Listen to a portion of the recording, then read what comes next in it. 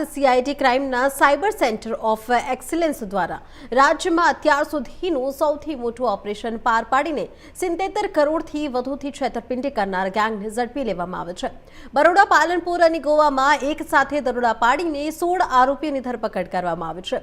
આ ગેંગ સામાન્ય લોકોના નામે નકલી પેઢીઓ બનાવી મ્યુલ એકાઉન્ટ્સ દ્વારા સાયબર ફ્રોડના નાણાં દુબઈ સગેવગે કરવાનું આંતરરાષ્ટ્રીય નેટવર્ક ચલાવતી હતી।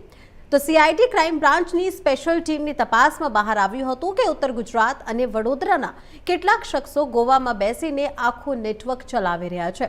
પોલીસની ટીમે બાતમીના આધારે 3 અલગ અલગ શહેરોમાં ત્રાટકી આ રેકેટનો પર્દાફાશ કર્યો છે।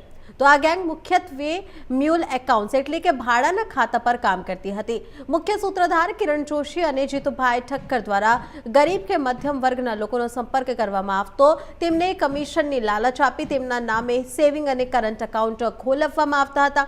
એટલું જ નહીં, આરોપી મહેશ જોશી અને જીગર સોલંકી જેવા શખ્સોએ પોતાના નામે શિવધરા મસાલા અને શિવમ એજન્સી જેવી બોગસ પેઢીઓ ઊભી કરી હતી, જેના આધારે લાખો કરોડોના ટ્રાન્ઝેક્શન થઈ શકે। 77 કરોડ એટલે કે અમને રેડ કર્યા બાદ અમને ઘણા બધા બેંક એકાઉન્ટ્સ મળેલા છે। સાથે સાથે અમને જે અમે રેડ કરી તો અમે જે લેપટોપ્સ પર વિગત જોતા હોય છે કે લેતી દેતીની વિગત છે, કઈ કઈ જગ્યાએ પૈસા સાયફન કરે છે, એ લોકો ચેક કરે છે કે કોની સાથે કોન્ટેક્ટમાં છે અને બેંક એકાઉન્ટ નંબર આપે છે કે આમાં પૈસા ટ્રાન્સફર કરો। તો આ બધી વિગત અમારી પાસે હોય તો અમારી પાસે થોડાક બેંક એકાઉન્ટ નંબર આવે છે। તો બેંક એકાઉન્ટ નંબર અમારી પાસે જેટલા ખાતા આવ્યા છે એ ખાતા પર સાયબર ક્રાઇમની કેટલી ફરિયાદ થયેલી છે, તો એનો મેગ્નિટ્યુડ છે 77 કરોડ રૂપિયા। એટલે કે આ જેટલા 300 ને 350 જેટલા ખાતા મળેલા છે એની ઉપર સાયબર ક્રાઇમની અમારી જેટલી ફરિયાદ આવેલી છે એની ઉપર, અને એમાં જે પૈસા ગયેલા છે એ છે 77 સાયબર ક્રાઇમની અંદર 77 કરોડ તમે જે વાત કરી એમાં કેટલા ફ્રીઝ કર્યા, કેટલા રૂપિયા અત્યારે ફ્રીઝ કર્યા કે આટલી વિડ્રો કરી દીધા છે, કોઈ પર્ટિક્યુલર આંકડો કરો? એ આંકડાની અમારી તપાસ અને આખી જે ઇન્વેસ્ટિગેશન ચાલુ છે એમાં ગ્રેજ્યુઅલી એવું છે કે 77 કરોડ છે, એમાંથી એફઆઈઆર દાખલ થાય પછી આખી પ્રોસેસ થાય કે ફ્રીઝ કરવાની છે।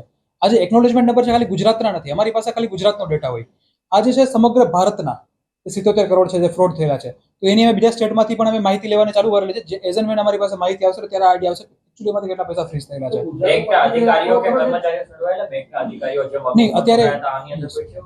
અત્યારે એવી કોઈ માહિતી અમારી સામે નથી આવેલી, કોઈનો રોલ અમારી સામે નથી આવેલો। સર, ગોવાથી જે પકડાયો છે એની ભૂમિકા શું છે અને કોણ છે? યસ, ગોવાથી પકડાયેલા છે અમારી પાસે જીતુભાઈ બુરાભાઈ ઠક્કર, એ પાટણના રહેવાસી છે। હવે આજે છે મેં આ વાત કરી કે સૌથી પહેલા વડોદરા રેડ કરેલી હતી અને એમાં કિરણ જોશી અને એના સાગરીતો 4 સાગરીતો બીજા મળેલા હતા। આજે 5 માણસો છે એ શું કરે છે કે અલગ અલગ જગ્યાથી મ્યુલ એકાઉન્ટ્સ કમ્પાઇલ કરે છે। આ જે મ્યુલ એકાઉન્ટ્સ છે એમાં જે પૈસા ટ્રાન્સફર થાય અને એ ફર્ધર મોકલવાની પ્રોસેસ કરે છે। આ જે મ્યુલ એકાઉન્ટ છે રિયલ હેન્ડલર છે આ જીતુભાઈ ઠક્કર, એ મેન એને હેન્ડલ કરવાની કામગીરી એ કરે છે કે નેટ બેન્કિંગ દ્વારા કે ઓનલાઈન જેવી એકાઉન્ટ છે એના ઉપરથી બીજા કોઈ ખાતામાં મોકલવા, ત્રીજા ખાતામાં મોકલવા, આખી પ્રોસેસના કરતા હરતા છે આ જીતુભાઈ ઠક્કર।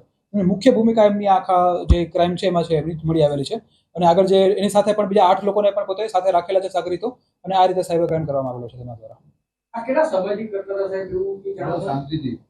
આનો સમયગાળો જ્યાંથી એકનોલેજમેન્ટ પેલી ચાલુ થઈ ત્યાંથી આપણે વસ્તુ ચાલુ થઈ। અમને અત્યાર સુધીની પ્રાથમિક માહિતી છે એમાંથી 6-7 મહિનાનું અમારા ધ્યાન પર આવેલું છે કે ત્યાંથી આ ચાલુ